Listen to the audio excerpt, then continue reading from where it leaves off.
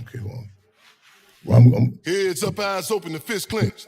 Yeah. This here be the chairman, Fred Hampton Jr., live and direct. You see, now I need y'all to bear with me as I bear my soul and take you on the insides behind enemy lines about some state-sanctioned assassinations, mass incarcerations, and some other plans that these pigs done put into place in order, amongst other things, to control the world population.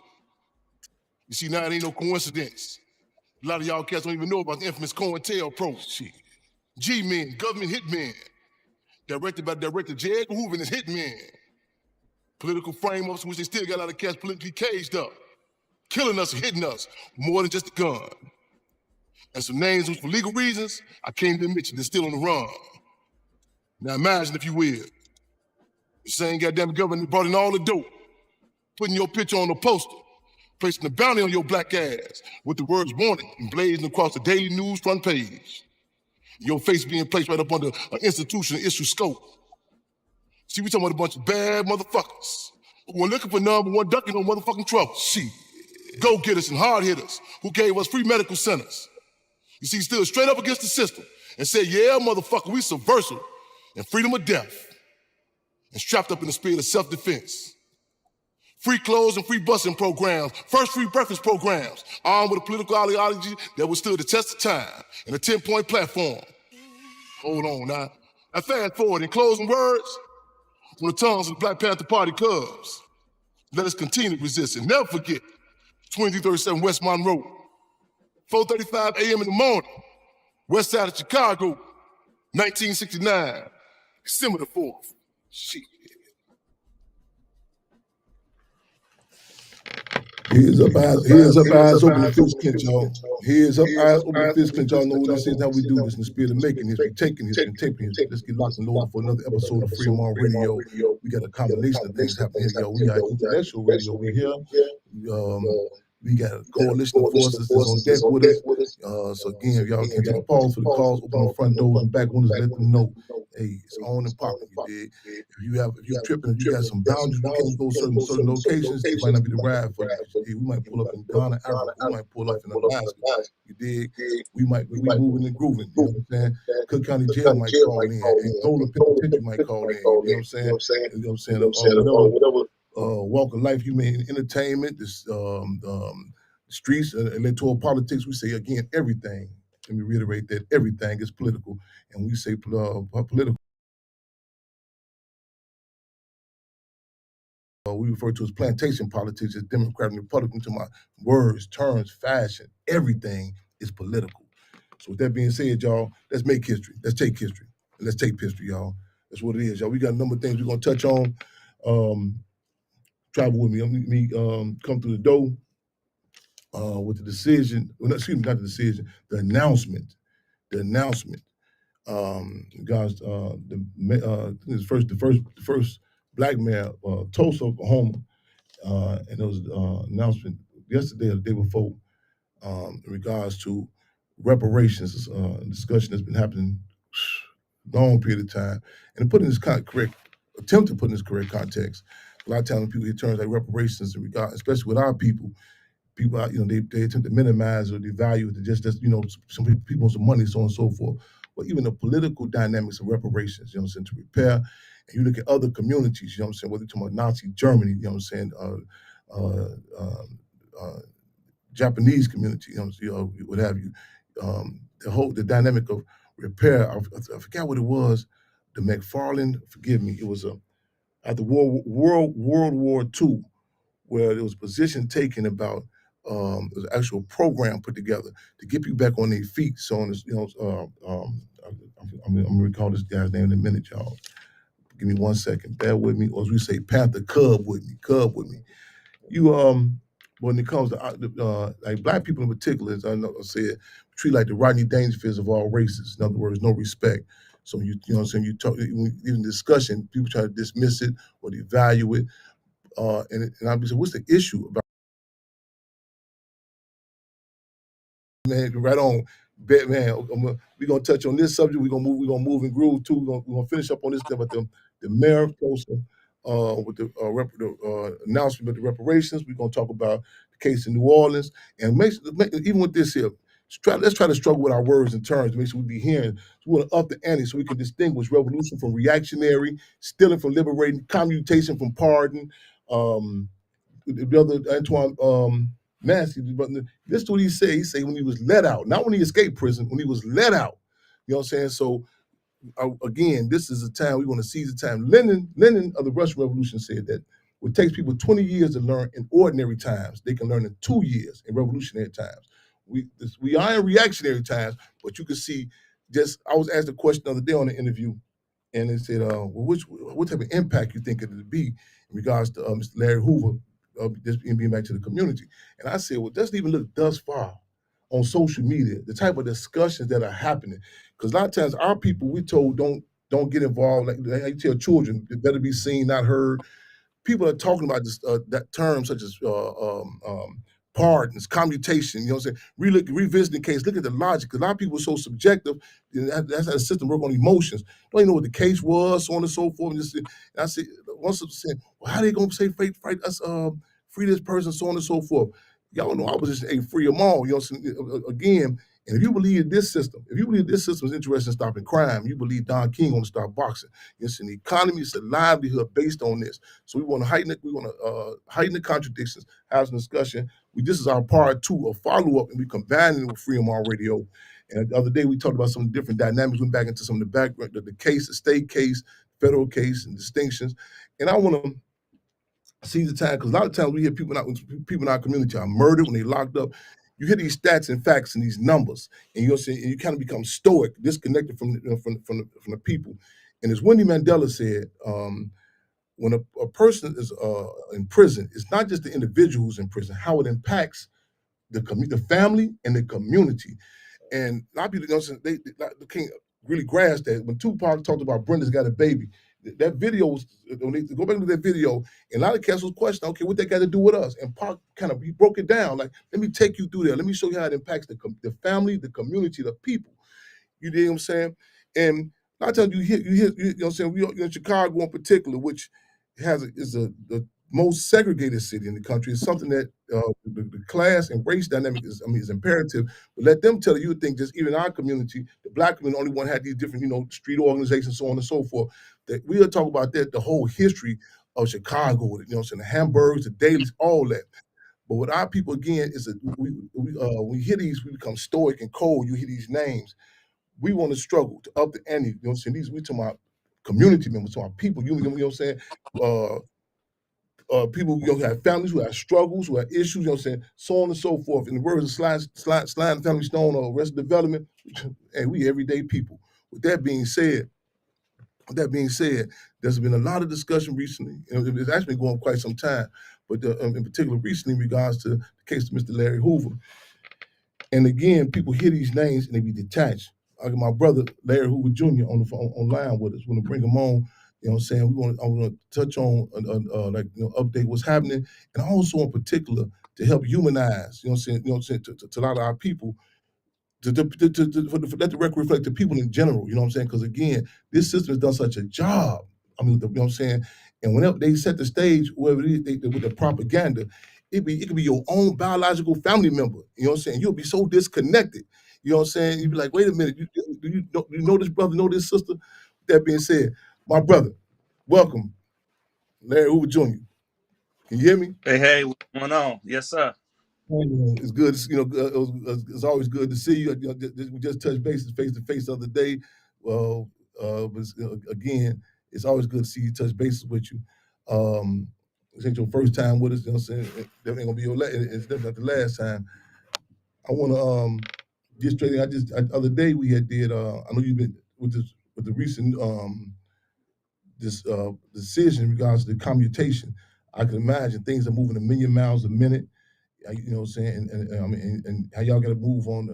I don't say y'all, say we got to move on a pivot because but people are learning to be able to distinguish, commutation, pardon, and a lot of people when they first heard it, you know what I'm saying? It's like, okay, man, he's free. Where are we at now? Well, in regards to the case between could you help distinguish that as a commutation as opposed to pardon? Okay, well, he's not free. He's free from being in the basement in Colorado being locked in that dungeon in a closet. So he's always carried under two jurisdictions, and it was the state jurisdiction and the federal jurisdiction. For the federal case, he's free. The drug, the RICO case, all that was that's over with. The president got rid of that. But the state case they never let go. So he's held under two jurisdictions. So now we're dealing with the state case in the state of Illinois and Governor Pritzker. We asking Governor Pritzker to ask, huh? No, I'm with you, brother. I'm with you. Go ahead. I'm just saying, Okay. go And ahead. we asking Governor Pritzker to give us some mercy. My father, as far as the drug case was, he served his time. The First Step Act would have cut his time down, but nobody went by what the law was. We needed something above the law to happen for him, and that's what we got. We got somebody above the law to give him a chance because they don't give him a fair shot. Every day in the media, when you hear them say my father's name is Larry Hoover. He's a 74-year-old man. They call him the notorious gangster disciple leader, Larry Hoover. He denounced that years ago, and this is how they paint the picture. Like, actually, he's fighting the case from 73 for a murder that they said he gave the order for, that the actual guy who did the murder got out in the 90s. So was it really about the murder, or was it something else? Because they say he gave the order, but the guy who actually pulled the trigger and said that he pulled the trigger was released. So now we're back dealing with that state case. But you wouldn't believe that we were dealing with that state case is because they keep talking about all the murders he's committed. He hasn't been convicted of any murders. Like, it's a lot of slander that's going on out there, and we fighting slander, and it's hard for him to get a fair shake because of this slander. I'm quite sure a lot of people out here feels like he was a hitman because that's how they describe him. They show him as that, but he's a 74-year-old man. He's not the man that he was when he went away, and we asking, like, is it a such thing as redemption? Is it a such thing as being reformed? Because they do not want to give him the opportunity to do that or say that that's done. Anybody that has been away he's been away for 52 years, but he's been locked in a closet for 30 years underground. Nobody that's been away doesn't understand what they've done wrong. I mean, he's even said that he was regretful for what he's done and that he wanted to try to make a change and try to give back to the community. He knows the harm that he's done. He's not interested in I'm losing my spot back there, but yeah, he's not interested in bringing harm to the community. He's interested in maybe touching his grandchildren and touching his wife and just seeing if it's another part of freedom. But is it a such thing as actually serving your time? Like, do we believe in redemption? Like, after 50 years, he deserves a shot. He deserves a second chance. He's been punished, and he's been punished severely. Like, is that not good enough? Why does anybody that may have committed the crimes that my father have committed or more deserve a second chance, and he deserves death? Because their punishment for him is to die in jail for real. They're not even looking at the crime. They're looking at the rumors or the image that they give him. They refuse to give him an image of any of the other things that he's done. They look at his past and some of his past. Mostly what they look at is the rumors that they brought. But they don't look at his past as far as him with 21st Century Vote and bringing, 10,000 voters into the Illinois voting system.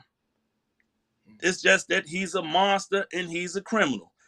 But even with all that, for the crime he's committed, everybody that was in that situation with him, that he was convicted of, they were released under the First Step Act, and they deserved a second chance because the law stated that. For him, they didn't feel that way. And now that he's past that part and he's dealing with a case from 73, they're still talking about the case that he's been freed of. This is not about that. This is about him a, a murder that they said that he gave the order to back in 73. So we're looking for fairness. We like, is it a such thing as redemption? Is it a such thing as reformation? Like, does your does the prison system work? If it doesn't work after 50 years, we need to get that together because Yeah. he's been gone for 50 years. I'm glad you put that in context, and a lot of times even we become I guess stoic or disconnected. Like when you hear these different numbers thrown around, like it's a term they would say, you hear people reference, they say judge gave his young brothers, young sister football numbers, and you start hearing these numbers, and then people would come, like you see people that was exonerated, they come out, did 38, 40 years, and I tell we get caught up like, oh, they out, and I say, man, I say, don't get me wrong. I say, man, but you look at how strategic this is. I mean, taking brothers and sisters from the community doing their times where they can reproduce, the whole impact. I mean, how you stabilize a community. And when you hear those numbers, I just think about. I mentioned the other day that technically speaking, every 20, I think 21 years is a generation, but we got to kind of assess and adapt with our situation because when you colonize, what I'm saying, our situation, we get, you like, like they make light of it now. How they say grandmothers are different, they're younger now, but this it's a reality. It's a reality. Saying according to our situation, what's going on, whether it be we've been impacted by a particular generation being impacted by the crack era, the mass imprisonment, the impact it has on us, and to hear that 52 years, just and I want to say that again, 52 years and put in context like how old with our listeners and how old you are and thinking about that how how many like what's like some like generation like I mean what I'm saying your grandson his grandchildren and what's something like who have did it contact him touch down with him or the impact of Well, being taken from the family how let well, so actually, my daughter is 25 now. My son just graduated from he just graduated from high school. Like we going through the same they're going through the same things that I went through. Hmm, Like they went to yeah, 8th grade graduation. My daughter did. Then she graduated from high school. Then she um went to be a cosmetologist. She went through that program. She graduated from cosmetology. She has her own business. My son graduated from grammar school. Now he's graduating from high school. He's getting ready to go into the trades and also go into college. So I mean, it's I'm 50. I'm 52 now. I'll be 52. And I did get to touch my father at a point in life, but it's been 30 years, and my kids have never got to touch their grandfather.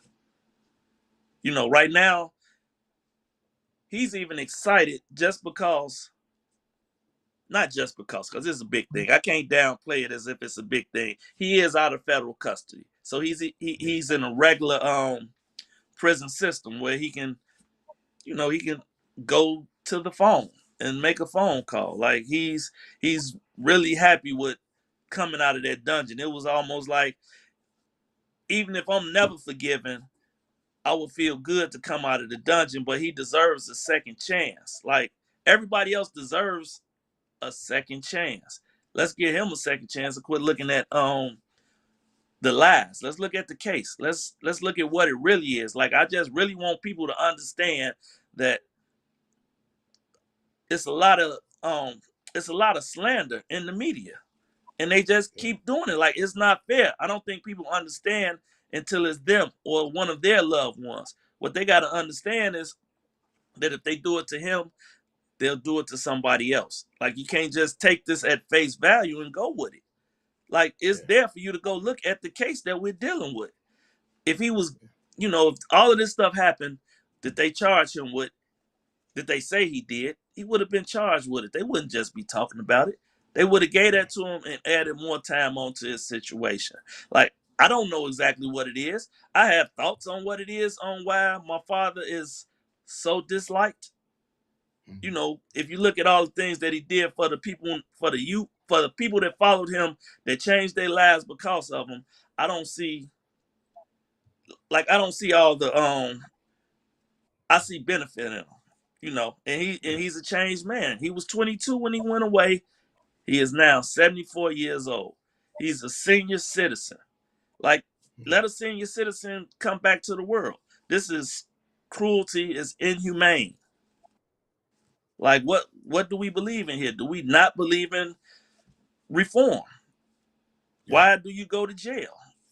Are you yeah, not rehabilitated? How long does it take to rehabilitate a person? yeah. From a drug charge? Mm. Or Yeah, from, like I said, the charge where they said that he gave the call that we're dealing with. Why was the guy who pulled the trigger able to come home and he not? And they still yeah, talking about the charges that he was freed from. yeah, We just, I don't know. I gotta stay in that direction. Like, we yeah, asking for mercy and fairness because we haven't been able to get it. That's just where we at. yeah.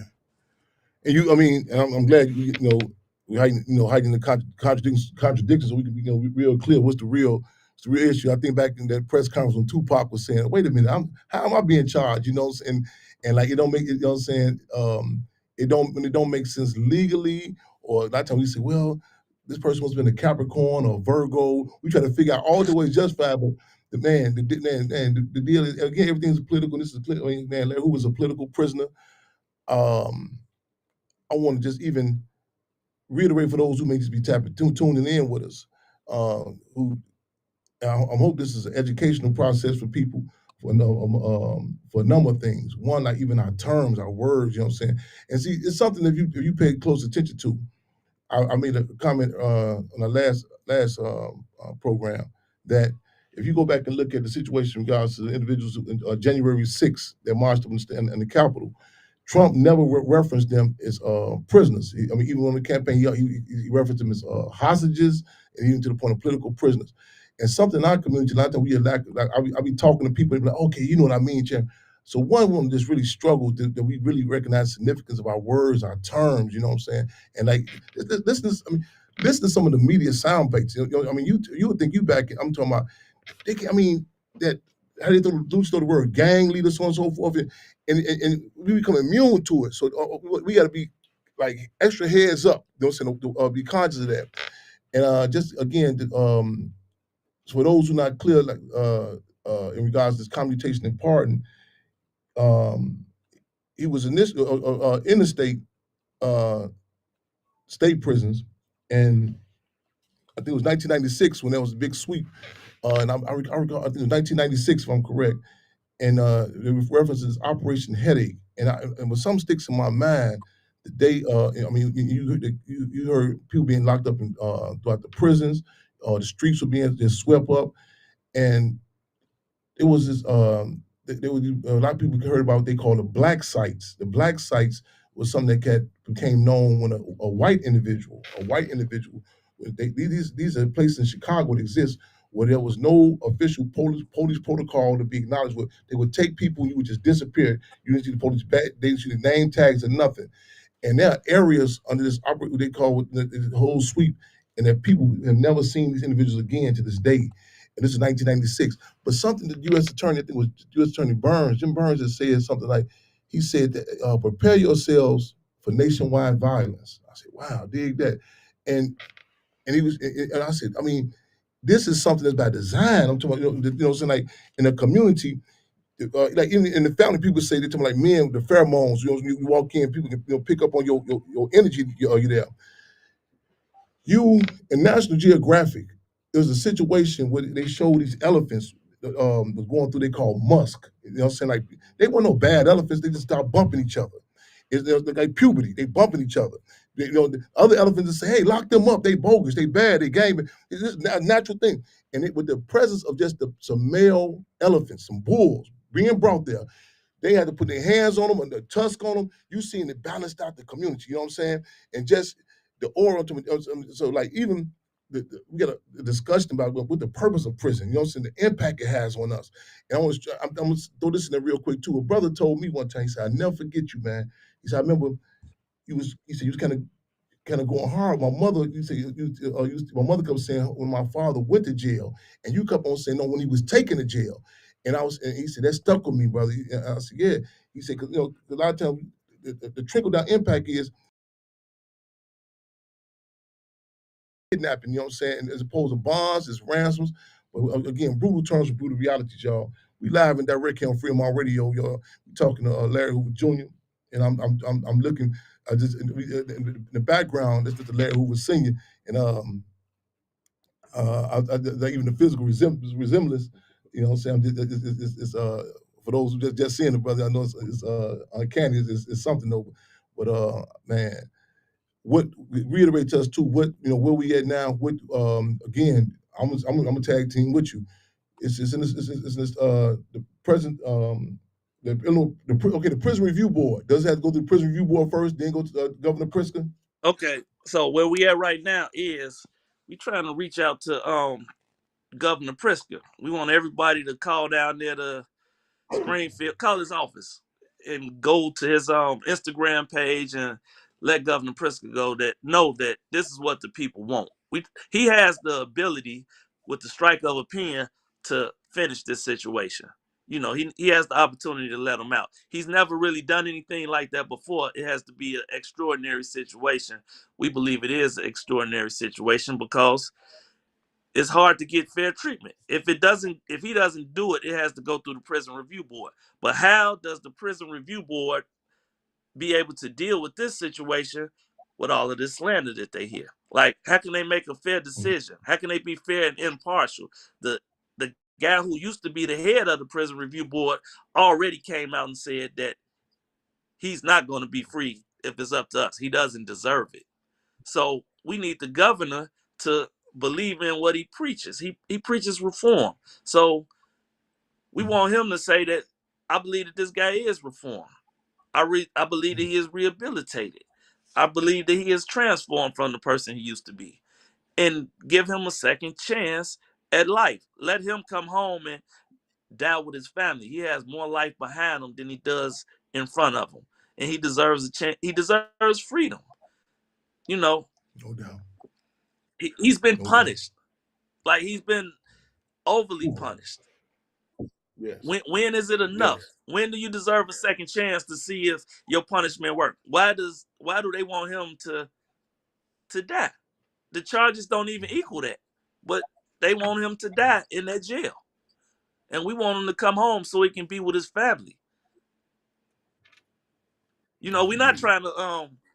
trying to bring him to the guys on the street. Although he wants to, that they get to enjoy that this man gets a second chance at life, but we want him to come home to his family. My mother is a senior. He's a senior. His grandchildren are becoming grown. My brother is a grown man. His kids are, growing up in age. Like, it's family here. Like, people seem to Yeah. forget. They just think about him in the streets. Like, it's family here. It's people that love him, other than the people that you may think that just love him. Like, he's a real human being. They don't see him. They just see him Yeah. as a symbol. He's a symbol of greatness for us. He's a symbol of evil for them. But he's not evil. He's a grown. He's a senior citizen. He and he's a changed man, and he deserves a chance. Like, let's have some humanity and fairness. Let's give him a second chance. We want Pritzker to do that. Right on. We need those calls. We need again, y'all say everything is political, y'all. We need a lot of times they get us caught up in sidetracking like, well, did you file this? One thing, hey, ain't nothing all good, nothing all bad. This is really shows you that with a stroke of a pen, what can happen. You know what I'm saying? So again, we need those call-ins, we need the word. And again, this should be everyday conversation. We don't have the resources, we don't have the machinery that the system and this media outlets have, where they can just constantly bombard you and control the algorithms. You know what I'm saying, with the slander. In the case of Mr. Hoover and our people in general. However, what the Sandinistas said in Latin America, that the will of the people is greater than the man's technology. So again, we do have ears. So utilize that Like people want to gossip. Man, put this good. What they say in church, that good gossip about. You know what I'm saying, man? Priska, man, sign that thing. If you want to go, you say, Cassie, man, I'm just into doing my poetry. Tie it into your poems. You know what I'm saying? Was Cassie, I'm in the studio. Tied it. We have a thing called a code of culture. The code of culture. We say it's too many of us in sing for some cats. Be talking some bling bling. Tied into your everyday conversation. You know what I'm saying? Don't stop looking at. They have us like, okay, that's that politics, that's that political stuff, that's that black stuff. Intertwine it. You know what I'm saying? I tell people like other communities when they go to church, it's business deals being made. It's a community. So this should be a conversation. Up the ante. Start, man. Go back and say, man, okay, why I never heard about this? What do you mean by political prisoners? You may feel like, man, Chairman Fred, he be kind of talking fast and doing words and terms around in plain layman's terms. You know what I'm saying? Man, go back, pull this up. That's up the ante. I mean, it's the difference between being trained and being educated. And look at the case. You know what I'm saying? Logically, we can have a discussion like this about talking about man, they're like a dog of this long. You know what I mean? Literally, you know what I'm saying? It is Peter and everybody else. Hold on. We got a problem here, man. This case again, the people support the lawyers. The lawyers do their thing. Everybody, but man, the people. I know how important it is. I'm a quote Minister UEP Newton when I was myself as a former political prisoner. When I got out, I said, if it was not for the people, I may have come out of there in the pine box. If come out of there at all. You know what I'm saying? May have come out of there in the pine box. And y'all go back to the state case. The C number, there's a term called C numbers. These are brothers and I'm sure sisters too that was under they call indeterminate sentences. You mean 100, 200, how that sound? 100, 200 years. The psychological impact on a federal case, if I'm right, Larry, it was six life sentences on the Yeah, it federal was case. 6 life sentences, and then 200 years under the interminate sentences under the C number, which they trying to pass some laws right now to get rid of the C numbers altogether. But they Man, going through it. They still trying to make it rough on some of the guys that's in that man, situation. I guess it's determining on what they did, but when it comes with when it comes to him, it's like the laws don't mean anything. Anything that the man, law states that is in his favor, they just don't go with it. People don't believe it until they actually until they in that situation. He tells me that when he was in the federal joint and he be sitting back there talking to the guys and the guys that know the yeah, law, and they say, yeah. "Well, they can't do that. They can't do that." And he always tell them they doing it Woo, right now. What do you mean they man, can't do it? man, Like who gonna stop man, them? They doing it right now. man. So I'm sitting like the we, people in you church know, waving their hands in there. Man, yeah, we need something go, above the law. That's why we got to man, keep calling Priska and let them know that we the people, man. This is what we want. Like it's bro. time. Let's not. Why are we being so cruel? Are we that cruel? You know, as a Yeah, people, are we that cruel that we want yeah, this to go like this? And some yeah, people do, but it's inhumane. It's unfair. yeah, Look at the case we dealing with. We not dealing with any murders. Everybody is, they keep putting out about all these murders that he's responsible for. He hasn't been charged with. We're not dealing with any murders. We dealing with a case from 1973. They are that unfair that they paint a picture that's untrue. You know, yeah, that's not what we yeah. dealing with. We are dealing with a case from 1973. That's even known. A lot of some of our viewers even been alive, y'all. Again, do not wait for this to become a safe subject. What I mean by that, a lot of times we wait down the road and say, "Oh man, that was bogus." Don't you know what I'm saying? Like, um, they come out later on, they went to Iraq and feel they don't say, "Well, it wasn't weapons of mass destruction." Do not wait to become a safe subject to acknowledge this contradiction. You know what I'm saying? Everything from the resources that the state, you know what I'm saying? They tell you that there's a budget crisis. You know what I'm saying? So okay, what's the hold up then? If you want to just talk about financially, you want to still hold somebody else captive. So well, he has a family, a home to go to. So we'll hide these contradictions. And y'all know I've been on the we've been pushing this man again. Cases with me Abu Jamal's man, release political prison Sunday out of Coley. I mean, you name it. I mean, man, but I re-examine these cases. I mean, what's really happening? You say, man, ain't no war on drugs, ain't no war on gangs. It's war on our people, y'all. And if we do not say something, we do not stand up, it could be defined as nothing less than what Minister U.E.P. Newton referred to as reactionary suicide. And we refuse to commit suicide. And if you say, well, what this got to do with me? Man, I tell people we connected. You know what I'm saying? Real talk. I mean, if you don't even know the person, I mean, directly, but you can just look at. I mean, just the look at. I deal with the real world. We deal with the real world. A lot of people say, well, man, I studied look at social media. The people who were very apolitical, who don't have no discussion about political prisons. Where look at, I mean, you would think like, okay, man, this is something people who previously didn't want to read, they want to get involved in politics. I mean, this the discussions that are happening. People are just talking about pardons, commutations, what's going on in prison. I mean, it's a whole, and actually, it's a different, like a aura. You know what I'm saying? People, it's inspiring people that have, you know what I'm saying, our communities, no slight on a lot of the people, the organizations and representatives that this system gives us. No, it is slight on them. Let me say this point blank. This system gives us a lot of these GMO organizations, government-made organizations. They give us, they put up people who say this is your person that you should relate to, who we can't relate. These people can't find the hood with a GPS map. You know what I'm saying? They cannot connect to us. They are incapable of relating to us. You know what I'm saying? We struggle. You know what I'm saying? Mistakes and all, scars and bars. Let us, man. There are certain forces that we can connect to. You know what I'm saying? That relate to us. Don't, man, all these uh um state sanctioned spokesperson they give us, it just ain't happening. You know what I'm saying?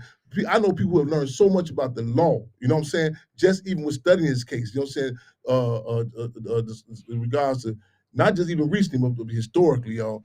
So we need, again, y'all, we need y'all to up the ante. You know what I'm saying? Again, had this a conversation about this case of Mr. Larry Hoover. And y'all know I was just free of them all, you know what I'm saying? But again, my brother, anything else you want to add to it?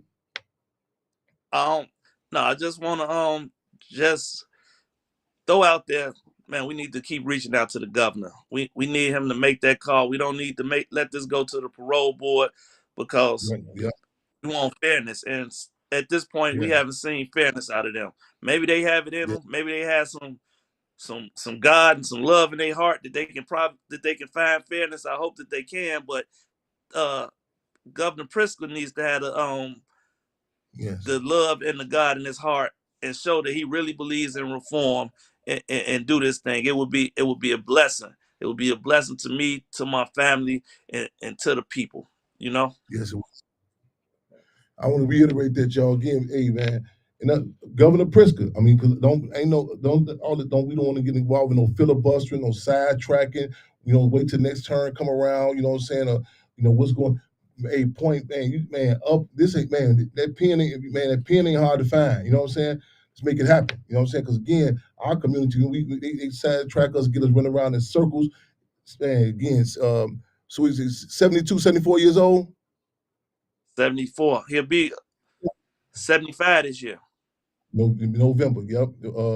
Be 75, and it was just. I mean, that's a feat in itself. And I mean, in our community, I mean, a lot of people they say that you talking about in dog years. I see. You distinguish. I see with black people years. You got to distinguish. For us to be alive at a certain period, less long to be inside those concentration camps. That's a whole nother number. Then add to A that the lot of psychological. Go ahead, brother. yeah, a lot of people say that that basically that he lived a long time, but he been living in hell for these years. Uh, Yeah. He real been talk. tortured. You know, Yes, he is. nobody wants Yes, to live being tortured for these years like that. real talk.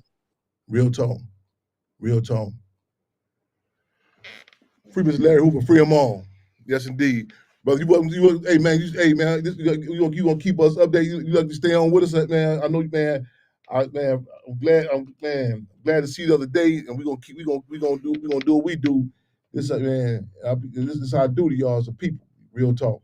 It's our duty as a people. Definitely on that for Okay, sure. Larry, you gonna stick with us? You gonna make a move? You gonna stick with us? How long we gonna be on here? I got some things to take care of, but Go ahead, I take it. I ain't gonna hold you. All right? appreciate Well, you y'all gotta having go. me on here. Man, no, hey Huh? man, hey, this is our duty to have you on here, my brother. You know what I'm saying? I had to reach out to you. You know what I'm saying? So whenever you got to Yes. bounce, I'm gonna have some more people call in, tell me some different subject matter.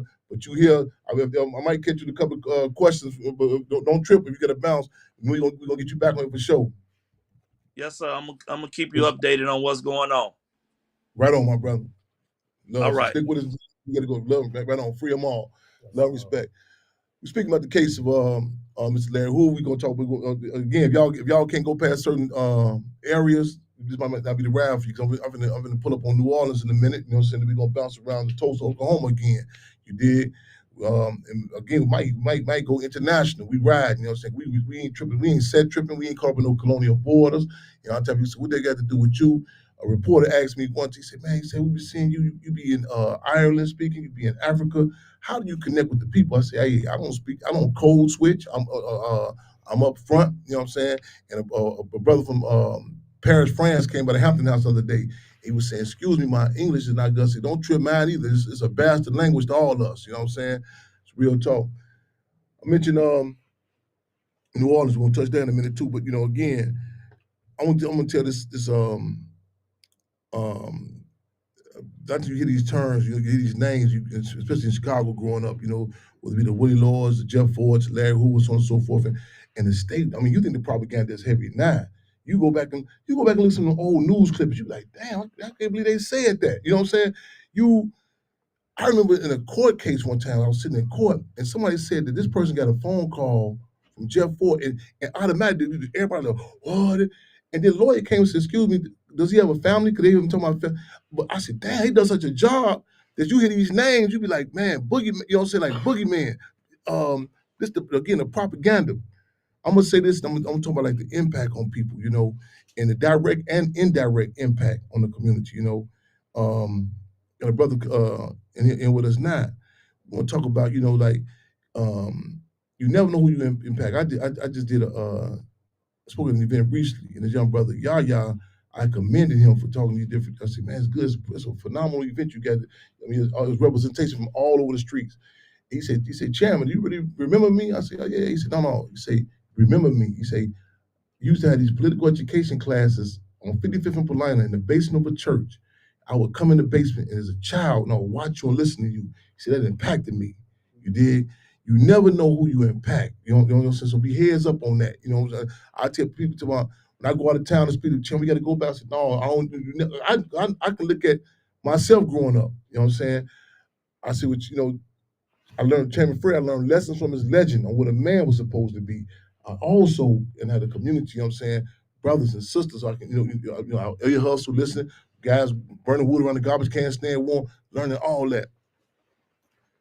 But you can introduce yourself. Well, first of all, welcome to Fremont Radio. Yes, sir. Yes, sir. I want you to we talking about this case. You know what I'm saying? Y'all again, I want y'all feel free to tap in with some. I want to call these war stories and love stories. You know what I'm saying? Because a lot of times you see in the vision, you just think we automatically are here. And you put stuff in context, like Tupac said, "Rose that grew from concrete." You see people say, "Oh, that's cool, man. You went to school, you done this and that." You say, "No, it ain't just." Don't you kind of saying it nonchalantly? You don't know, you know what I'm saying? The situation, you know what I'm saying? You know what I'm saying? And a lot of times people talk about these street organizations and like it just popped about a vacuum. You know what I'm saying? Not putting it in context. You know what I'm saying? What's going on in our communities and what impacted you? I'm gonna let you take it for yourself, brother. Yes, sir. What's up, everybody? My name Mike Larry, baby. And Chairman, we talking about impact. Yeah, Larry Hoover impacted my life yeah, greatly because I'm one of the seeds that he planted that'll grow a lifetime. Like I was born in custody. My mom was in jail when she had me.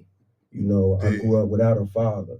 I yeah, grew up without the proper understanding with that undeveloped mind. You succumb to your surroundings. yeah, And you dive into the streets. yeah, You dive into the things that entice you. All the things that's enticing to us are mostly the things that's bad to us when we don't have that guidance. yeah, But when I got a hold of that information, yeah, it's information, opportunity, and exposure that created a different lifestyle for me. yeah, It switched that light switch in my head to understand it ain't about the streets, it's about community. yeah, It's about building and being a pillar in your community at all times and standing on that as a man and getting that information while you're young, while you're in those adolescent stages, that's when it's critical. Yeah. So that's why it's so important for us to get people like Larry Hoover out of jail, because it's so many of us. He probably birthed more college graduates than anything.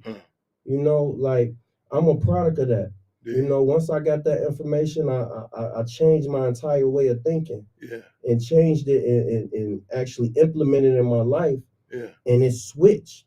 My Yeah. whole entire life switched. I went from being two-time felon to going to school and getting a degree. Yeah. Because I knew that information, education was a key to I had to be a pillar to come back and give that education to the next person. Yeah. So we can not only win, but we got to lift as we climb. Yeah. You know, and I feel like it's so many young men like me that we can fight against all of this propaganda that's putting out about Larry Hoover by taking over these social platforms.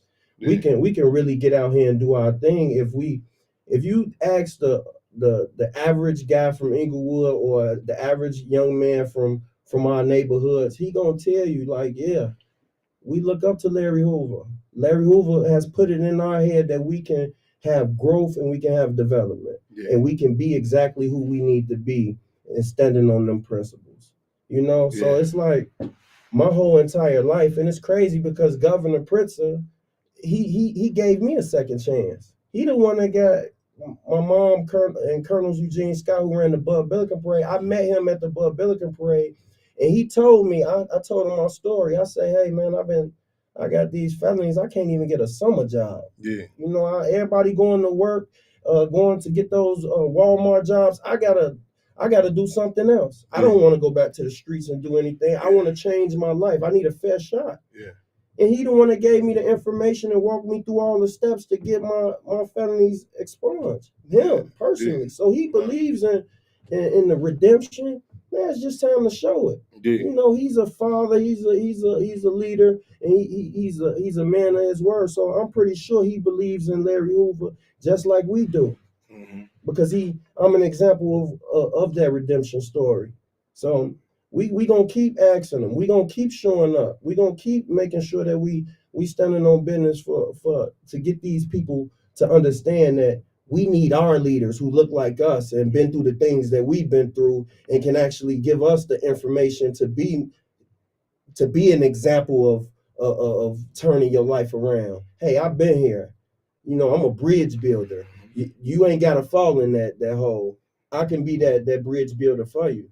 You know, and that's what we doing with this Obey Your Dreams thing. Like, all of us understand how important it is to reach out to Governor Pritzker. We reaching out to our family members. We reaching out to everybody. My mom, Colonel Eugene Scott, they're backing us as well. So we really trying to create a difference, and we have to use the times now. We have to use what they're using to create that negative propaganda against them. Technology, you know? social Exactly. media. Yeah. A lot of times kids want to use it for partying and bullshit, but we get up there and and it's okay to speak about it. Yeah. How old are you, bro? I'm 34. 34. It was like it was triggering when you said like when you were literally born inside the jail. Yeah. I said another time myself. One of my colleagues to Tupac and Morris Shakur, Mike Africa with the Move family. Mike Africa was he was born in jail. The Move is the organization which the government dropped the bomb on May 13th, 1985 in Osage Avenue. He was born in prison. Me and Park came close to be born inside the prison, and that's something. The impact on that, I've got the term. I've got this term, epidemic. I don't know. Some say this wrong. This term. It goes and study like how what impacts you as a child. Yeah. Epidemiology. I know I'm saying this wrong, but it's it wasn't until after the release of the movie Judas and the Black Messiah, we was having some conversation. Me and my mother, it dawned on me and my mother that me and her to this very day, we wake up every morning at around 4:30 a.m. in the morning. This is when the assassination occurred. When they came to assassinate Chairman for Indefense at Lamar Clark. So even with that, and this, like you said, I mean, you talking about like going against all odds. You know what I'm saying? I mean, you know what I'm saying? Because you can look at studies talking about like even the foster care, the Department of Children and Family Services. Yeah. It's like literally laid out for you, you know what I'm saying, for you to be locked back up. Facts. How like even some of the misnomers and incorrect narrative, like some people they hear the word again, the names of Mr. Hoover, Mr. Ford, and the likes, and he's automatically had this been like rah rah. Yeah. I'm gonna kill you because you got these colors on, so on and so forth. Exactly. But I mean, there's some of I mean, I know about some of the things about like you got to go to school in the joints by the GEDs. Make sure you get your GED. I dropped out of high school, so when I was in the street on the street level. So I said GED. So I know a lot of people like, how you got to become a GED? This was at the time with the GEDs. I remember this, you know what I'm saying, about the GED. So I dropped out of high school and ended up getting my GED. But when you surrounded by people that don't have the correct information, you go down a path of being misled. Yeah. So when people was going with the gangster disciple notion of how you should be in the streets or how you should be, then that's when we was kind of lost. Until you adapted that growth and development, you really ain't become what you were supposed to become. Because we all got to be staples in this community. Yeah. We all got to have wisdom, knowledge, and understanding with everything that we do. Yeah. He taught us how to think. Yeah. How you think creates how you feel. How you feel becomes an emotion. That emotion becomes a frequency that attracts good or bad things to you. Yeah. So you got to realize like who you are, and it starts in your mind. Yeah. And with that type of information, it's going to allow you to have an identity. Yeah. It's going to allow you to understand how to be in this world as a man, as a righteous man. Yeah. I want to say this too. I want to add this because a lot of times, even with our people, things this intent, even some you'll notice even the media, some of the pictures they show of Mr. Hoover, even the jail pictures be, and you have to put stuff in context of time, location. Like I was showing this brother one time in regards to Minister U.E.P. Newton, visionary co-founder of the Black Panther Party, and the guy he said, I heard he was getting high, whatever. I said, let me attempt to put stuff in context of time with you, brother. I say, you talking about the time period. It was from everybody from Hollywood, the streets, how it was popular. You know what I'm saying? Exactly. But so what they do with our people, I tell them, they take them.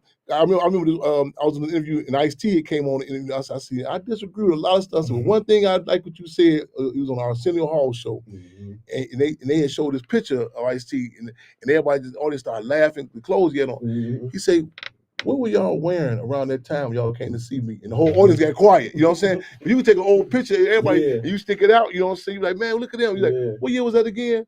So that's important too, to put stuff in. You know what I'm saying? That Nazi Park said, rose and grew from concrete. What you had to? What was your? I have an issue with the term. People say we all got choices. I said, I don't really agree with that because I mean, it's something to be colonized, to be oppressed. You know what I'm saying? And that's a different dynamic. How you talking about how it impacted you, like even how outside of you, like people you deal with, you know what I'm saying? What are some of the things they said that they recognize about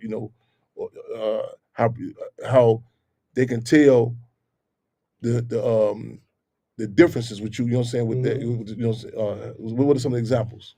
The examples is before and after, like even become, you know what I'm saying, being familiarized with Mr. Hoover, you know what I'm saying? What are some? So to be a good leader, you got to be a great follower. So even when I made that transition, I was always a good leader. So even when I made that transition, I was able to take them same leadership skills and put it in a positive direction. So people don't have the information is why they're still doing the same cycles over and over. So when they see somebody like theyself and they be like, damn, that's a trend. Who are you? You know what I mean? They got to re-meet you again. And they got to re-understand what's going on. And they have to make a choice to be like, oh, his life has drastically changed for the better. So it's an instant connection because I still understand where we come from, and I can also understand where we going. So when I come around back to the neighborhoods, I can get them information, opportunity, and exposure to change them. Here, put this camera in your hand. Here, put this how to make shirts, how to start your own business, how to start your non-for-profit, how to create. You know, we create art that matters for people who care. So we big on community. So when you put these same terms in another term to make sure people understand them, then it gets a little easier for people to attach themselves in a positive way towards it. You know. Oh. You triggered something too about information. The Black Panther Party say information is raw material for new ideas. Yeah. So help me out with what brings us to speed. You know what I'm saying? Okay, obey your dreams. Mm-hmm. Okay, so you and the sister got that. You know what I'm saying? But what's happening with it? Enlighten us. For sure. We manifest our dreams into reality. So everything starts as a thought and then we work. So don't nothing work but work. And you gotta be able to understand that by actually starting from ground zero, doing a purpose finder. So we go in the hoods and where we do our community service and stuff at, we lay a map out for them. Hey, write 10 things down you like to do. You know, circle 3 of them that you can't do, that you know you would do for the rest of your life. That's your purpose. If you would do it for free, then you would do it for the long as you live. Yeah. And that's how you find your purpose. Once you find your purpose, it ain't no GPS for this journey. You got to put the work in. You got to understand, where am I starting at ground one? Yeah. And then going from them steps on up. Yeah. So we teach them how to do that. We teach them how to start their own business. So entrepreneurship, we teach them. We're big on mentorship, you know, and we give them that exposure. So we taking some of the young guys from the neighborhood, and we taking them to the Sky Game where they can be on the court, meet some of the celebrities, meet some of their favorite people, you know, and get that exposure, because they might want to hoop, they want to get that feeling, and that's the best way to teach. You know, I got to show you something different. I can't just be talking. Yeah. You know, you got to have something for these guys. Otherwise, it's going to go through one ear and out the other. Yeah. You know, and obey your dreams. I spit that in my music. So I always lead with the art, because a creative can touch more people than the average human being. Yeah. You know, you put it in the music. You know, it's super a universal language. So no matter what color, no matter what, they can feel our pain if we put it out there. That's why when you said put it in the music, put it in the post, put it in that. Oh, we on top of that. Okay, well, we got the thing we call the Black Panther Party Club Code of Coach. I need you on deck for a few things. August 30th, we're gonna be the annual Chairman Fred Streets Party. Need you there. Yeah. You know what I'm saying? Give us some contact. You know what I'm saying? People can get in contact with y'all. Yeah, it's Mike Larry Baby _OID on every platform.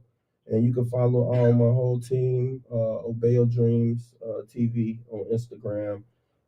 Shout out to Vanna, shout out to Bobby, shout out to Glenn, shout out to Damo, Keisha, shout out to my VP right here, Didi. She got a hell of a story. You know, she come from a similar background like us, man. Been shot, stabbed, all type of stuff, and been able to overcome as a single mother. So like we really pushing and we representing all of the struggles that our people go through, and we standing on business by showing that you can still win. It's never too late to win. Right. You know. I'm glad you okay with the sister and the sister. You know, just I was saying, like, even you can see like how the system got it set up now.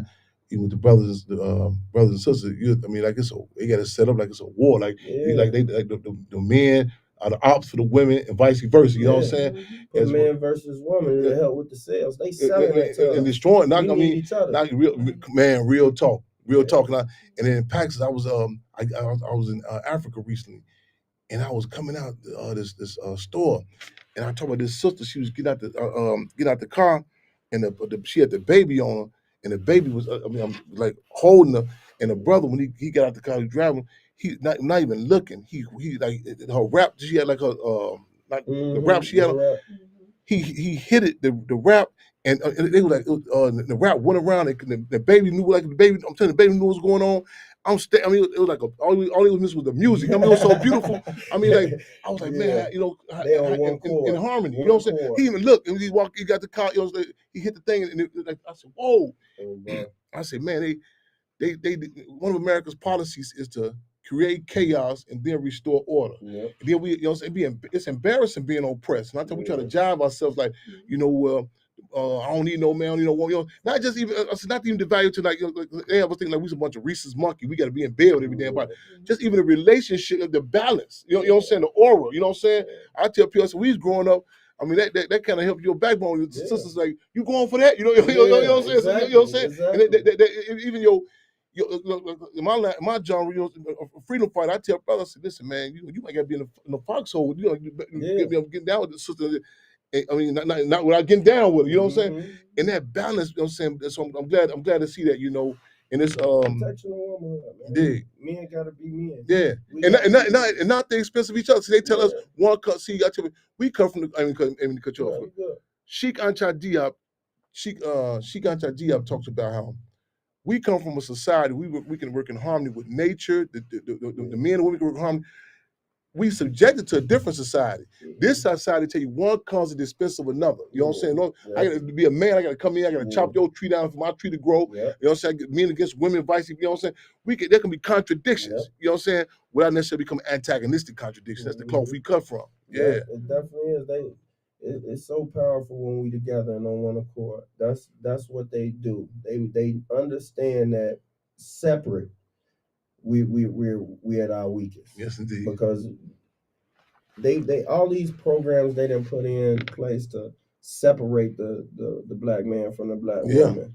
You know, with the Section 8 and you can't be in the house and all of those type of programs. They've been doing this. You know, and it is strategic, and we just gotta combat it by showing each other love. You know, and showing up for each other. Stop talking. Get busy. You the movie. I got to throw this in there. Claudine. The movie Claudine. James Earl Jones, and Diane Carroll. I'm gonna start doing these. Hey, I talk to my team too. To Mary and everybody. Nate, I'm gonna start doing these movie reviews too. You know what I'm saying? But Claudine, y'all, James Earl Jones and Diane Carroll, man, mandatory. It's hell, man. Yeah. Check that movie out, y'all. Yeah. What else? Anything else I'm missing, my brother or my sister? Man. Y'all forgive me. I've been caught up so much. Hey, if I miss some of the questions and comments, y'all forgive me. I'm seeing the energy is good. Y'all tapping in, reshare this, repost this, make sure you get these contacts down. You know what I'm saying? We want to up the ante. You know what I'm saying? We say, hey, when opportunity knocks, snatch the door off the hinges. This discussion is even happening. The cases of Mr. Hoover, Mr. Ford, Mumia Abu Jamal, you know what I'm saying? C numbers in general, your cousin, the sister down the street, our people, you know what I'm saying? Man, free them all. Free them all. I just got something to say really quickly. You know, growing up in the city of Chicago, being shot 5 times, and the guy that shot me got 18 years, but only did 9. You know, he got out, second chance, right? And I get to see him. So it's like, and then I'm listening to growing up, and my family was gangster disciples, you know, but we was a community back then. When you became a gangster disciple, it was like I wanted to be one so bad because they had fun together, they ran together. We was a family. So just looking at that now, and I'm like, wait a minute, how somebody serving 52 years in prison, and you say reform, right? I had a bad background, right? But that was due to what happened to me in the streets of Chicago. So I kind of like changed my ways and the way I thought because of what happened to me. And I feel like, why this happened to me? You know? So it took me to the streets, you know, and it was things that I didn't even do. It was because somebody said I did it. And I ended up in prison because somebody said it. So you're guilty before you innocent. So they say innocent until proven guilty. That's a lie. No, it's vice versa. It's vice versa for us. For us. Let me be clear. Let me be Richard here. Let me be, because I tell people through this blank. Oh yeah, I got to my high school teacher. I think I was a sophomore. I'm back there now, and she said she's going to my man crying, destroy the earth. And I said, whoa, miss. I said, hold on. She said, what you mean? You guys want to say again, Mr. Hampton? I said, yeah. White man can. Don't be blaming. Don't be indicting us for that. We ain't did nothing. We ain't tell them. So let me be very. Richard Price said he went to the courtroom looking for justice.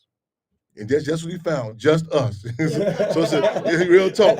So it's a different. But yeah, so let me go ahead. Yeah. It was a hard knock life. But I decided to make a change. I didn't have the family to push me and say you could do this. I learned on my own that I have to be the one to stand up for myself. You know? And that's why I joined Obey Your Dreams. Because I started to obey my dreams. I didn't need nobody else to push me, to tell me to do anything. All I had to do was just push myself. And just to piggyback on my background being sealed, they wouldn't even take my background off. Huh. And so when they sealed it, I was excited. Yeah. But the police and everybody else could see it, the school could see it. I always wanted to be a teacher, couldn't become a teacher, couldn't be around kids or nothing. Yeah. Because the gun wasn't even mine. Yeah. Somebody, I was in the car and they had the gun underneath my seat.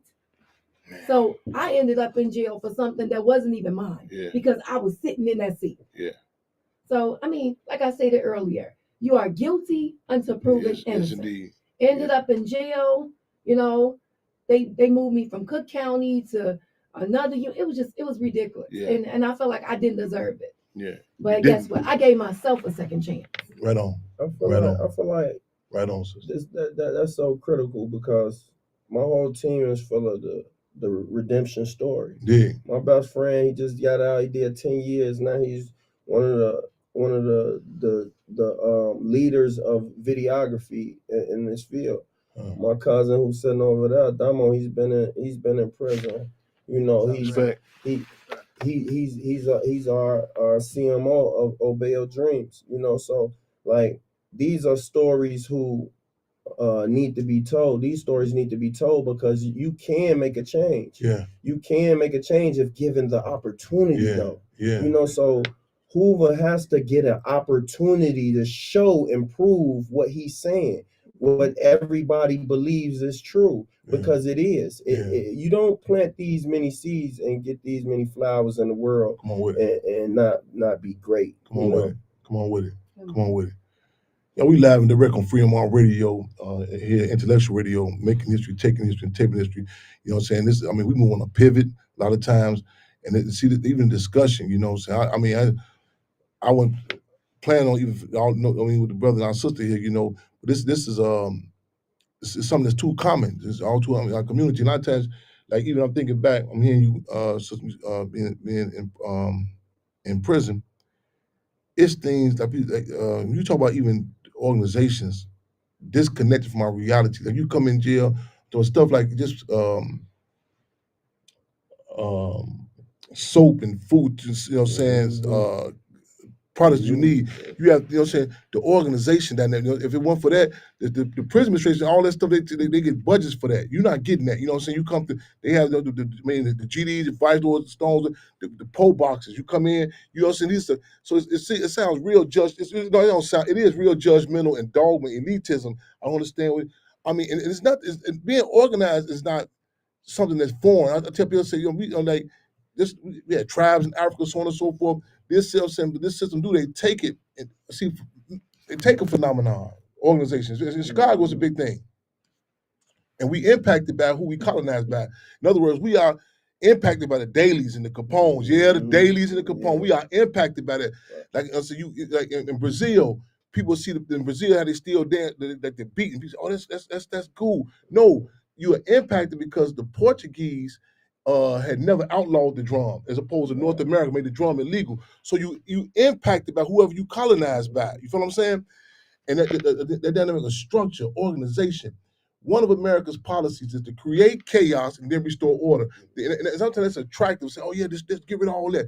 I got people now who be telling me that, like, I wish to God them organizations were still around, the structure that was here, you know? Because America, they go to Iraq and they'll say, there's no difference between the Shiites and the Sunni Muslims. You know what I'm saying? They destroy the structure.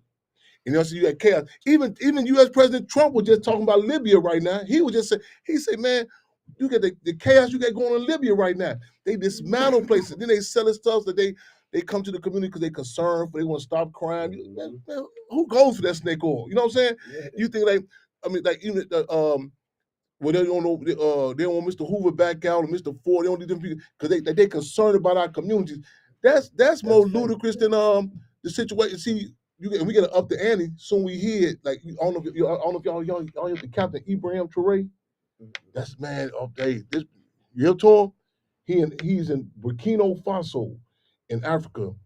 Is this the guy fighting for the rights? for black people. Yeah, like, he say he being you- racist. They say he flipping it.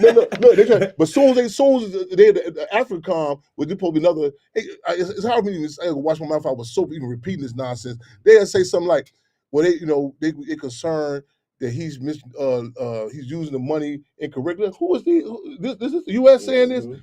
And as soon as he said that, and he threw out Captain Ibrahim Traore's name, automatically people responded. They say all over the world, France, they said, no, don't put your hands on him. You know what I'm saying? Yeah. That's how it gotta be. Yeah. See what I'm saying? See, this system is Machiavellian, we call a sidetracking of the slave. They'll beat Rodney King, and the question to be, was he speeding or not? Yeah. You know what I'm saying? In Detroit, when they killed his brother named Malice Green, the people said, the police said, we gonna get back to y'all. We think he was half crack.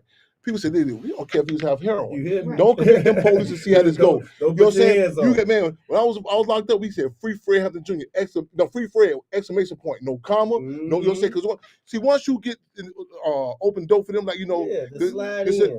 I use this knowledge. Just say you go catch your girl at the hotel. Your girl catch you at the hotel. She pull up on you. You know what I'm saying? What you doing? You flip the script on her like, what you doing riding around with Sharon? You know what I'm saying? You know what I'm saying? So now the table's on her. You know what I'm saying? And that's what they do to our people. I remember back even the Staple Road when that rule was going up. It was questioned like all of a sudden on TV. They started asking children who was asking cases in the streets and shootings happened. All of a sudden they started reporting them as GDs. You know what I'm saying? Yeah, exactly. You know what I'm saying? Chicago's most notorious street gang. I said, Dad, every week it switch up what's the most notorious street gang. But it was the propaganda. Yeah. They built up. It's But insane. yeah, it's the Captain Ibrahim Traore and Burkina Faso used to be named Opal Voltaire, which really meant the bottom of the earth. You know what I mean? Different countries go grab them and use them to fight their battles, so on and so forth. But then Thomas Sankara was over there. He changed the name. They assassinated him 38 years ago. And the Captain Ibrahim Traore, that's where he born at. And he was impacted by that. Yeah. And man, watch it when he walk in, his whole stand up, Nigel, it's contagious. It's a different feeling. It's an energy. It's energy. It's a frequency, man. Like that's the thing. We need to all get on one frequency. Come on, man. Come on. You know that it's important that we do group economics. It's important that we look out for each other because everybody else do it. Those who rule make the rules. Come on, man. So if we can all get together, even just in these, like I'm all about coalition, creating.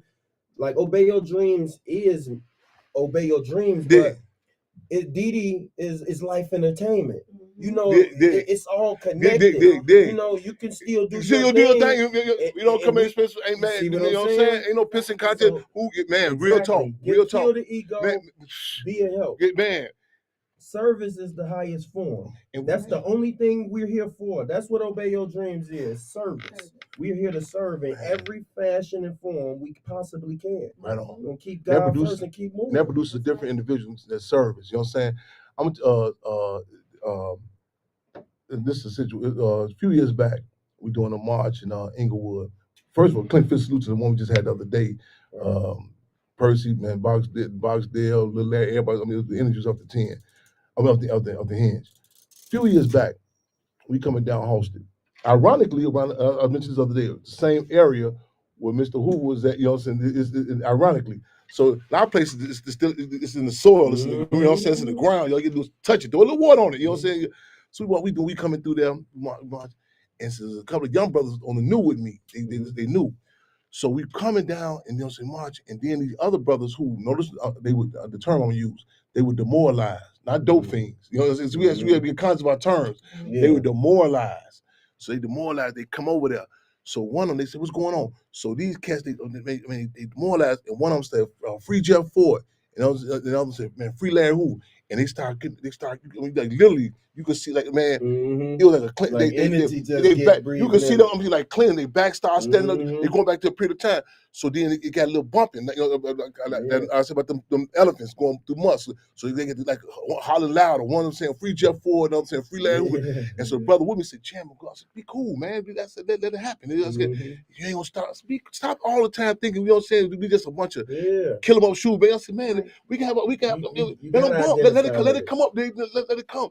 So you can feel it. So it became contagious. You know what I'm saying? So the march, youngsters started coming out the house. You know what I'm saying? They like, man, they seeing these guys. These youngsters, they didn't know the name, but they used to watch it indirectly. Yeah.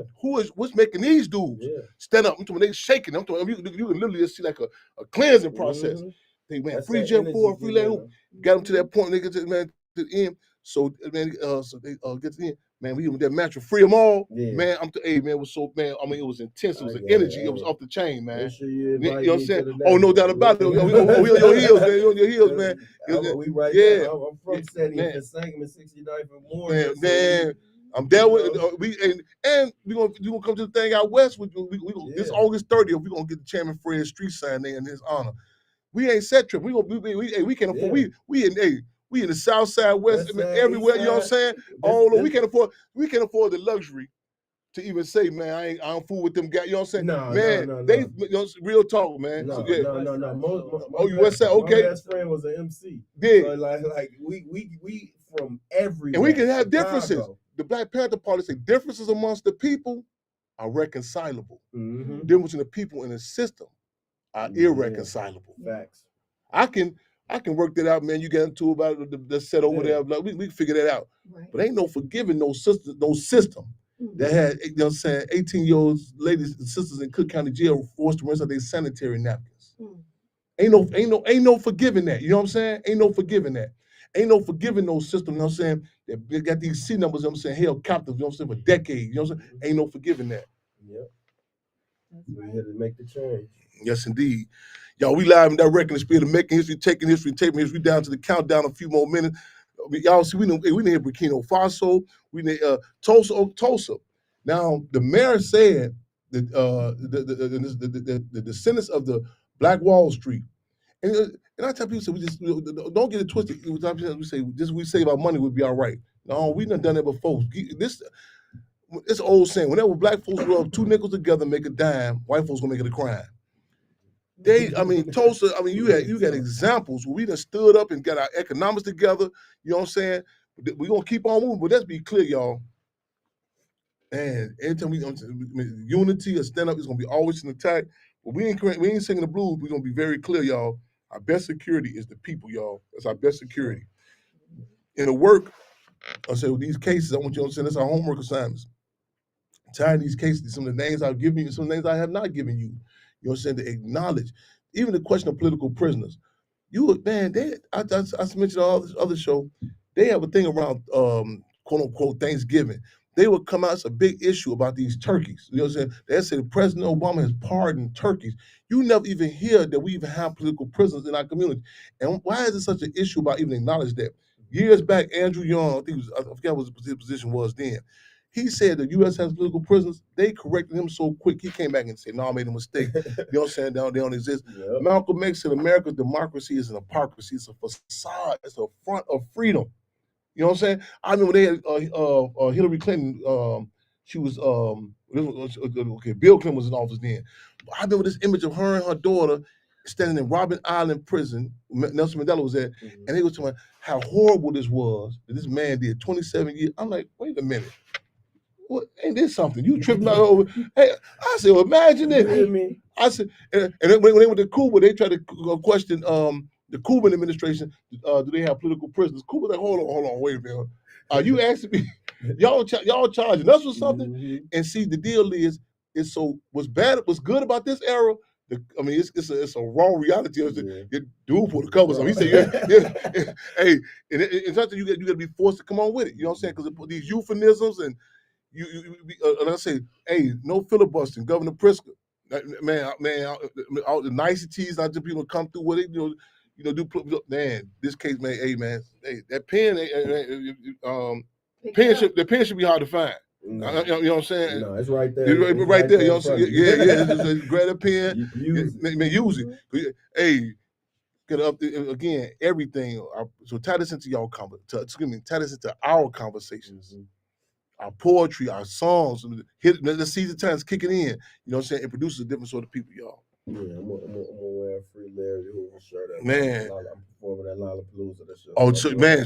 Man, this is Minister UEP News said our people do not read as much as we would like for them to read. So we said we got to become innovative. You know what I'm saying? We got tied in. Well, that's that political stuff. I mean, it become a way of life. You know what I'm saying? How you know what I'm saying? We talk in our discussions. You know what I'm saying? Not just that. With the February come around, Black History Month, we said we on the verge of becoming history. We got tied into. You got to become a. There's a difference between a war and a revolution. War, you have your respective armies. You suit up and you boot up and you get out to get out. Revolution, you gain the mass and participation of the masses of the people. You know what I'm saying? Life. It's a way of life. You know what I'm saying? In the 60s, the Black Power movement of the 60s, the ante was up. It was a different sort of entertainer. Nipsey Russell. He talked about when he met my mother. She was on the finance committee with the Black Panther Party. He talked about, he kind of embellished the story. He say, here she comes, she pregnant. She was pregnant, and she talking about donation stuff. He say she got these bullets across her chest. She had them leaving the whole thing. He say, I ain't got no money for nobody to buy no guns. He said, I took that envelope and threw it in the door for the free breakfast program. You know what I'm saying? It was a different. Richard Pryor, when he met Chairman Fred, had to donate to the Panther. You know what I'm saying? It was a different. It was a different sort of climb. You know what I'm saying? The ante was up. You see, where the devil disciples came, the black disciples, the Black Stone Rangers, the Black Peace Stone Nation. You know what I'm saying? People say, well, I ain't no revolutionary, but everybody had to at least commit a revolutionary act. It was a climate with children. Children in particular, people was clear on what was the purpose of prison. You would ask a child, where your father? They said, he locked up. Where your mother? She on the run. See, they done bombarded us with so much propaganda. There's some sort of stopping crime. You got people saying, I ain't got no mama. You know what I'm saying? As opposed to who the real criminals are. You know what I'm saying? They say, you know what I mean? You can't dress this. You can't dress this up whatever you want to say about. This is some sort of deter crime about the case of Mr. Hoover. You know what I'm saying? It's insane. It's insane. You gotta be real. I mean, you gotta be a real creative writer to sell that snake oil. You know what I'm saying? You gotta be an evil person. Man, I told this lady, she's gonna talk about, what you saying free labor? I said, what you want to do? What you want to eat them? What do you do? I mean, even back from a state perspective, they say 74 years old. Come on, man. Like, come on. That's just insane right there. He's a grandpa. Yeah. You know? Yeah. Like man, like to be in a hole for 30 plus years is that kudos to him. Real talk. You know man, salute. See that man to have your sanity. Your sanity through that is ridiculous. You know that, but that's what type of man we dealing with. That's what type of man can get out here and create a change for peace. That's your aura alone, man. Your aura alone. Yeah. I said I didn't see the body language. You know what I'm saying? When you walk in, it's certain people that man, this hold on, tighten up. You know what I'm saying? Yeah. Tighten up. Tighten up. You know what I'm saying? You ain't gotta say nothing. You know what I'm saying? Tighten up. Real talk. I just don't understand how they say that it's gonna cause more crime. And we already got a lot of crime. So, Right. What you got to do exactly? Fake narrative. Exactly. See, those are the narratives we gotta combat against. You know, like we gotta get the young people to let's start some hashtags and be on one accord with it. You know, let's go to these schools. Let's see who we can really get involved. We got so many outlets, streamers, and doing all of this stuff. Let's see if they gonna back us and get on one accord. It's a call, y'all. Let's flood with the hashtags, all that. You know what I'm saying? Let's get some freedom fighting fashion. You know what I'm saying? Come on, tie our conversations, like the hashtags, social media, in the studios, all that. Right. Yeah, let's do it, y'all. Let's up the ante. Let's do it.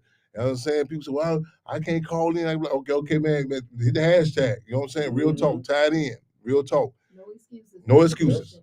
Come on with it. No excuses. Execution. Come on. Let's do it. Execution. Right on. I'm speaking at a grammar school commencement speech for their graduation down the street from Ground Zero. Ground Zero is 2337 West Monroe. We're going to change the name to Chairman Fred Hampton Way this August 30th. I came up to this school. I forgot the name of the school. But they talking about getting the annex of it named after Chairman Fred. When I came there, I got there and the children, the youngsters, they was all nonchalant, not talking stuff. So I'm sitting there. I said, man, I ain't going for this. I can't. I tried to. Well, like Tupac said, me and my big mouth. I say, hey, hold on, this ain't how this go. You know what I'm saying? A few people like, man, hold on. I said, no, this ain't how this go. You know, I had some intense conversation with the youngsters. Sure. I got a phone call the other day. This is about 2-3 months ago. The youngsters, they called. They said we want Chairman Fred to come here and speak for our graduation. People want structure. The youngsters, they won't. You know what I'm saying? I tell people, man, without structure, I fear myself. You know what I'm saying? You need that. You need that. You know, man, you don't. I mean, you can't raise animals like that. You know what I'm saying? Yeah. We need structure, man. Real talk. We need it. We need Real talk. The big bros. Yeah, real talk. The aunts. Yeah, Everybody yeah. who had that role growing up, and when we was growing up, where you can't, you know, your neighbor put you in the house when the street lights come on. Yeah, You know, yeah. it's built on community. You Commu- can't. yeah. Kids had to respect all adults. Man, You know, when the adult walk in, you be quiet. Yeah. You know, you stay out of grown folks' business. Need that structure, you know, man. it's a lot of stuff that we got to get back to. And that you don't feel comfortable, even not just out of physical repercussion, that you don't feel comfortable. Nobody support. You know what I'm saying? Some of the stuff you be saying, you should feel. You should feel embarrassed. You know what I'm saying? No, don't say that. Don't do. You know what I'm saying? It's that man. That ain't cool. It's respect. How you feel when you come out, man. I said, man, everything from your tone, how you deal with people, your look, everything. We need, man. A community has that, y'all. But let me just say this really quickly. Learning starts at the home first. Big. That's the problem. Inside the home. Yeah. You know, you got a lot of parents who not parenting. Oh no, real talk. No, yeah. You know, you got a lot of households with no father. Yeah. You know, I'm a single mom. Yeah. But I'm one of those moms that I did come from the streets. You know, I didn't ask to be there. Yeah. But I grew up in a family that was in the streets. Yeah. So I had no choice. Yeah. And raising my children, I'm not gonna raise them like that. Yeah. When I caught my son on Instagram, and he wanted to be out there in the streets, guess what I did? Yeah. I went and got him. So you're right. I didn't care. I commend you. We also gotta combat liberalism too. And I mean, but a lot of times we keep forcing to say some people are parents, because you're a certain age. You know, we got some casualties in this war. You know what I'm saying? Yeah, for sure. And we see it got man. Just because you got a kid, man. It was a climate in the '60s with it was a climate where the people told their parents, "We love you, mom and dad. However, we ain't going for that white Jesus on the wall." Yeah. You know what I'm saying? It was a cover of Life magazine. I think Time magazine. Malcolm X talked about. It was a young girl in China. I hate to be graphic, y'all. She had a 45 on her daddy head. They said, "What's going?" She said, "He betrayed the revolution." It would see. Combat liberalism, because I tell you, people be telling you I ain't that. You know what I'm saying? Okay, we gotta listen to us. Okay, man, clean out. You know what I'm saying? You had the deal. Call it for what it is. I got family members of mine who I love. So you can pass the potatoes on that family reunion. When it comes to this here structure with our people, you don't speak for nothing. You know what I'm saying? Man, sit in the back. You know what I'm saying? Or get rolled over. You know what I'm saying? And we gotta be clear with that. You know what I'm saying? We gotta be. They'll pick out with this system. They'll pick out the runs to the litter. They'll pick. I tell people when I talk, I say there were those that was in the Black Panther Party, and there were those that was Black Panthers. Exactly. Big difference. Big difference. Big difference. You know what I'm saying? And they didn't try it with me. They go grab certain people. Man, just keep it moving, man. You know what I'm saying? I don't care, man. You know what I'm saying? Keep it moving. I tell you, I'm Chairman Fred Hampton Jr. Not just because I look like him and talk like him. I'm held accountable. You know what I'm saying? You know what I'm saying? This ain't like no dynasty. Like, okay, you gonna care? This we gonna watch and see what you do in the Supermax. You know what I'm saying? We gonna see if you gonna hold the line. You know what I'm saying? I was contested conditions. So you told you the chairman, let's see what it do. They just don't. Oh yeah, man, it's nice. It's okay. It's father, the son, the mother. No. I appreciate. Hold me accountable. You know what I'm saying? We just can't catch someone. That's my mama. Man, accountability. You know what I'm saying? When we had that structure, we had back in the days. That structure was checks and balances. You got out of order, man. Hold on, man. What do? It ain't no absolute. Somebody be in play one day, come and say, "Oh man, do it, nigga gracious no more." You know what I'm saying? If I tell people with me, I'm in Galesburg, man. I'm in Galesburg Penitentiary. I come out in the yard one day, man. I'm the man. Man, them cats say, "Chair, where your sideburns at?" Stuff like that. They hold me accountable. Man, my head was down. Oh, man, you know what I'm saying? We need that. You know what I'm saying? Still shopping, still, and men and women shopping, men and women. You know what I'm saying? You need that to hold you accountable. You know what I'm saying? Real talk. And be proud of your identity. Man, a judge said one time, a judge said, even the problem, one of the issues with Supermax prisons, you by yourself. You see, you don't have interaction with other people. You lose. You don't have the ability to distinguish what's stinking, what's look. You know what I'm saying? You in your own. We say subjectivity stunts one's ability to make proper summations. You're in your own little bubble. You know what I'm saying? You know what I'm saying? A shadow box is a champ. If you ask him or her, you know who? Yeah, he's like, but they never got in the ring. Exactly. You know what I'm saying? We grow. A real disciple. He had to come in contact with some Stones of Vice Lord to say, okay, let me see if you really about that. You know what I'm saying? Let's see contested conditions. You can't tell me, you live around disciples, all you see. You know, contested conditions. You know what I'm saying? I just see under that pressure, that pressure. You got to remain who Who you are. Your character, your integrity. Man, as a man, you need to stand on your principles at all real times, talk. no matter what conditions you're on. Nipsey Hussle say he used to tell his daughter, you know, what you would do even somebody don't see you. You know what I'm saying? I mean, his brother, I was locked up. He come tell me, he said, man, Chan, why you good town? I get back on the tour. I do my running on the yard. You know, he said, you the only Panther here. Why you still gotta do that? You know, and I was like, no, this he can understand. I said, no, this is something for me. You know what I'm saying? It's certain what we do. But I guess, you know what I'm saying, don't they need that what I would do even if nobody see me. Yeah. What you do when nobody's looking is the true testament of who you are. And you need something you connected to, a legacy or a community of people. You know what I'm saying? Sure. To say, hold on, there's no people come. Ain't you such and such? Ain't you one of them guys from 74th Street? Yeah. You one of them guys. You say, oh, so I'm not just looking at you. I'm looking at 74th Street. You know what I'm saying? Say, hold on, you want. I mean, I done seen guys say, man, it's one of Mr. Hoover's men. Yeah. Exactly. Tighten up. Exactly. Tighten up, because you say represent a community. For sure. Yeah.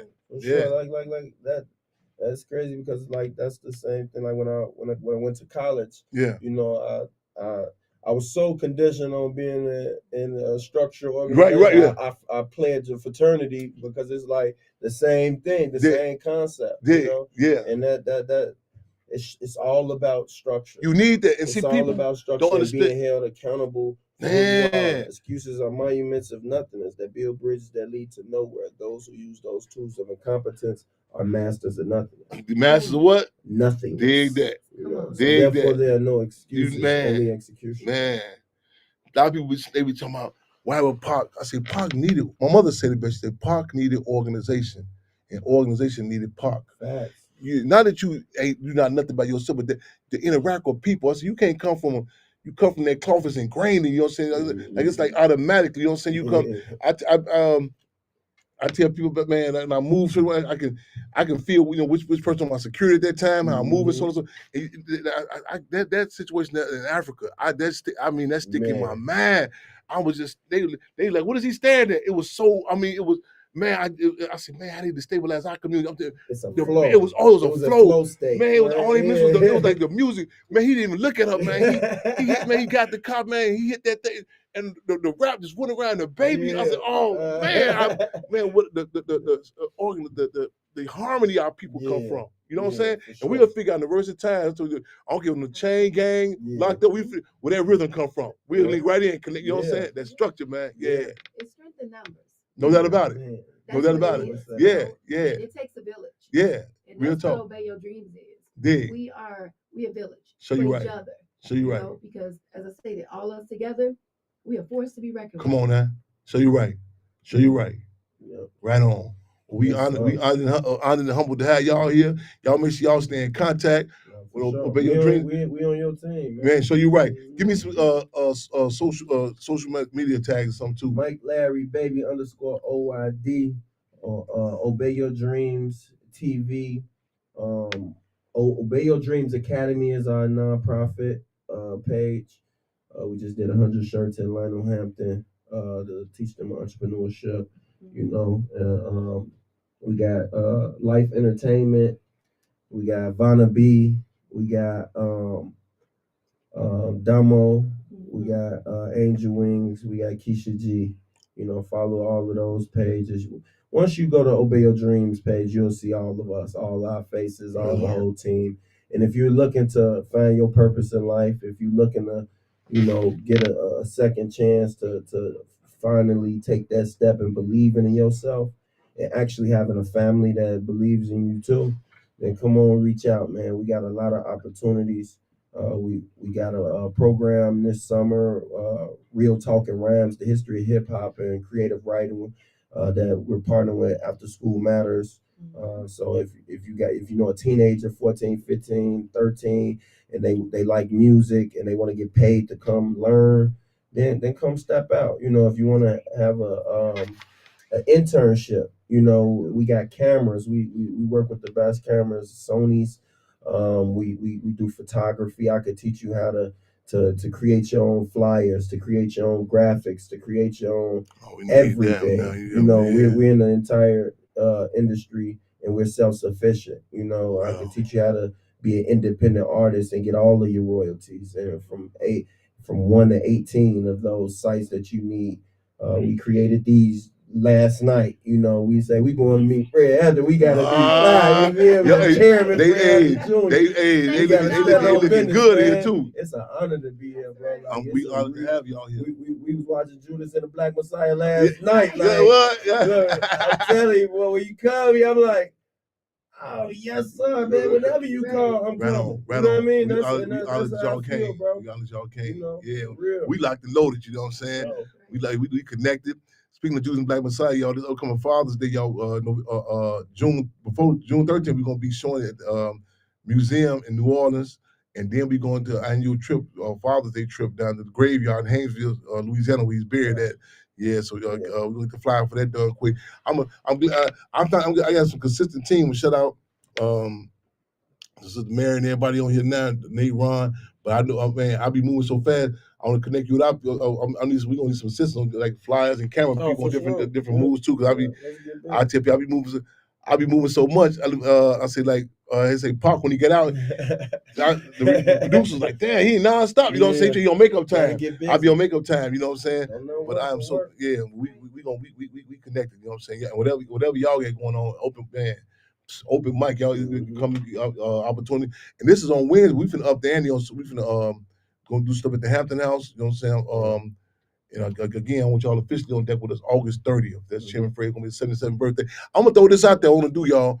I'm putting this out there, y'all. They do this thing where they do rubber duckies in the water. Then they, St. Patrick's, they do turn the water green. August 30th, I want to turn the water black. You know what I'm saying? I want to turn August 30th. I want to turn. We gonna put a call out there. And I'm gonna be down there. You know, some big old jug. You know, we gonna turn the water black. August 30th. Turn the water black. August 30th. Chairman Fred's birthday. I see they got these things. They throw their flood ducks in there.